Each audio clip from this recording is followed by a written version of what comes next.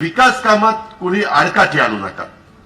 तुम्ही जिल्ह्यामध्ये मला कुणी भेटा, जिल्ह्यातल्या 13 तालुक्यातलं, किंवा अजित पवार इथं अन्याय होतो राव, तुमची सत्ता आहे आणि तुमची लोक इथं आता अधिकारी पण डुडी म्हणून कलेक्टर आणले, फार चांगला कलेक्टर आहे, त्यांना सांगितलेलं आहे माझ्या जिल्ह्यातले प्राथमिक आरोग्य केंद्र नंबर 1 चे झाले पाहिजे।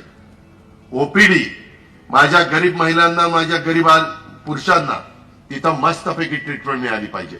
उपमुख्यमंत्री झाल्यानंतर दौंड तालुक्यात माझा पहिलाच हा कार्यक्रम आहे, पण तुम्हाला आज सांगतो आपल्या जिल्ह्यातल्या ओपीडी प्राथमिक आरोग्य केंद्र आणि तुमच्या जिल्हा परिषदेच्या शाळा प्रायमरी स्कूल वगैरे आहेत ना, त्या आता इतक्या चांगल्या करायचा निर्णय घेतलाय की तुम्हालाही वाटेल की नाही राव हे खरंच बोलताय तसं करताय।